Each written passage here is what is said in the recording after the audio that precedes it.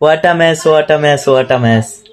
এদিকে মেহেদী হাসান মিরাজের দল সিলেট, আর ওদিকে নয়া আসা নোয়াখালী। What a match!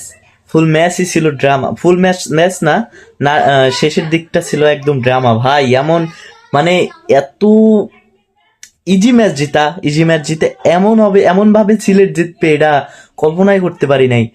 ওদিকে মেহেদী হাসান রানার হ্যাট্রিক, বিপিএল ইতিহাস এইবার মনে হয় ফার্স্ট টাইম, এবার বিপিএল এ এই ফার্স্ট টাইম হ্যাট্রিক।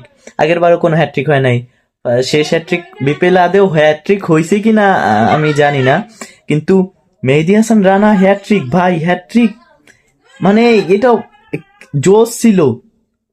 কেম নোয়াখালী কিভাবে কাম ব্যাক করে আইছিল, শেষ বলটা যদি হোয়াইট না হইতো তাইলে সিলেট, তাইলে এই ম্যাচ সুপার ওভারে শিওর যাইতো, কিংবা যদি ওই ডাইরেক্ট হিটটা লাগে যাইতো তাইলে ম্যাচ আজকের এইটার কোনো ব্যাখ্যা হয় না ভাই। এমন হার্ট দেখে শুধু মানে হার্ট যায় আবার আসে, যায় আবার আসে। আমি যদিও দুই দলের এক দল জিতলেই আমি খুশি আছিলাম, ওদিকে মেহেদী হাসান মিরাজ, আর এদিকে নোয়াখালীর জাকের আলী, চুইংগাম জাকের, তারপরে হাসান মাহমুদ।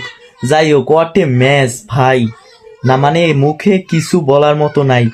এমন ওদিকে যদি ওই ইথান কি যেন একটু বিদেশি, ওই শেষতে যদি দুই বলে 10 রান নিয়ে নিছে, ম্যাচ ওই জায়গায় তো ঘুরাই নিয়েছিল, ওই জায়গায় সিলেটের ম্যাচ হাতে এনে দিছে। তারপরে আবার নাটক, আবার নাটক, ওই যে রান আউট ভাই! What a match! মাথা নষ্ট, মাথা ফুল নষ্ট একদম।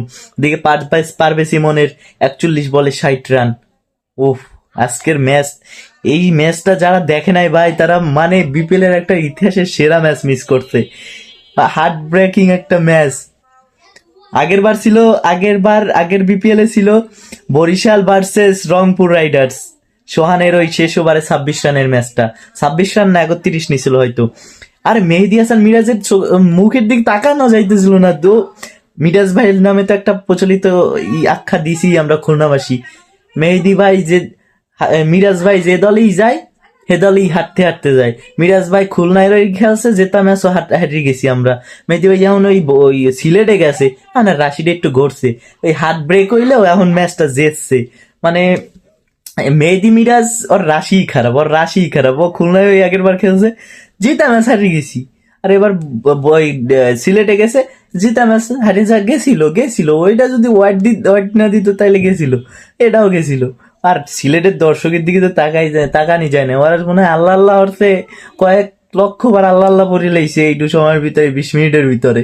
আর নোয়াখালী ব্যাড লাক ভাই, ব্যাড লাক নোয়াখালী, পরের বার হবে।